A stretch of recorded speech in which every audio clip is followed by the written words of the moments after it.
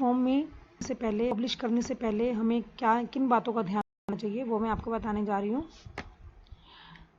अगर हमने पेपर कोई टेस्ट कंडक्ट करने के लिए इसको टाइप किया हुआ है तो सबसे पहले ब्लॉक में स्कूल का नाम, पेपर कौन सी क्लास का है, टाइम और मैक्सिमम मार्क्स हम लोग लिख सकते हैं।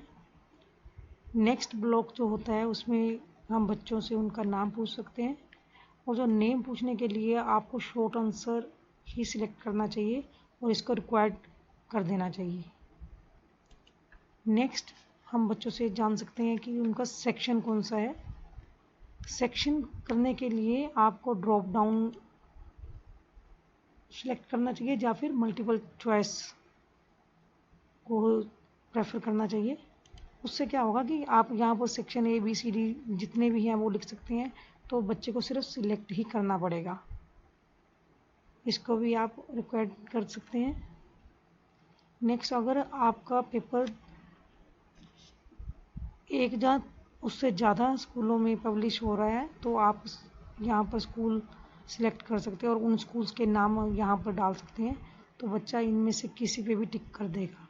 इससे क्या होता है, बाद में रिस्पॉन्सेज लेने में इजी रहता है, तो हम लोग डाटा जो है सबका अलग अलग कर सकते हैं।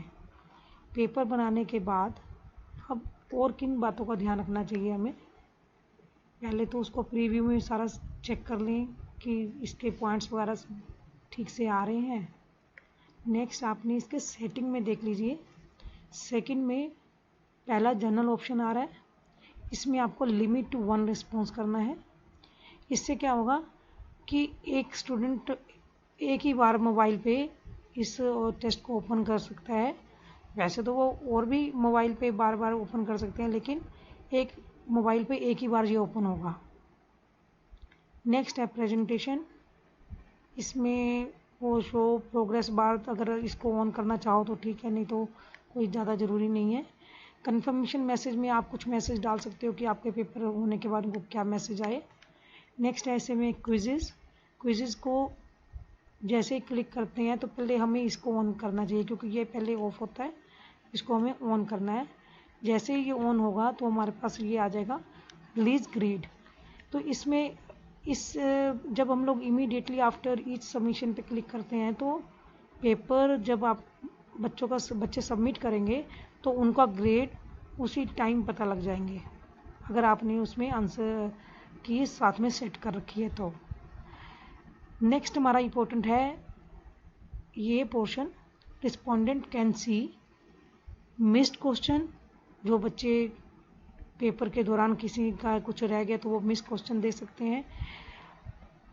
करेक्ट आंसर को हमें तब ऑन करना चाहिए जब हम लोग क्लास टेस्ट कंडक्ट कर रहे हैं। अगर हम लोग कोई फाइनल एग्ज़ाम लेने जा रहे हैं तो उसमें हमें करेक्ट आंसर को ऑफ कर देना चाहिए, क्योंकि जो बच्चे पहले सबमिट कर लेते हैं तो कई बार थोड़ा सा टाइम जो होता है उसमें चीटिंग होने के चांसेस होते हैं। तो मेरे ख्याल में अगर आप रूटीन टेस्ट ले रहे हैं चाहे आप करेक्ट आंसर कर दीजिए, लेकिन अगर आप फाइनल पेपर कोई ले रहे हैं जो मार्क्स ग्रेड आपके एनुअल टर्म में ऐड हो रहे हैं तो उसमें आप करेक्ट आंसर को ऑफ कर दीजिए। तो इससे क्या होगा कि आंसर आपके डिस्प्ले नहीं होंगे। पॉइंट वैल्यू को आप ऑन कर लीजिए ताकि बच्चों को उनके मार्क्स पता लग जाएं। तो इसके बाद हम लोग इसको सेव करेंगे। सेंड में ऑप्शन होते हैं हमारे ईमेल में, अगर हम लोग इसमें हमें ईमेल चाहिए होती है तो इस ऑप्शन को हम रहने देते हैं। सेकंड ऑप्शन हम लोग ले रहे हैं, इसमें हमारा ये URL लिंक बन जाएगा इस फॉर्म का। अगर आपको ये लेंथी लग रहा है तो आप इसको शॉर्टन कर लीजिए और इस लिंक को कॉपी कर लो और आप इसको व्हाट्सएप पे बच्चों को भेज सकते हैं। Thank you.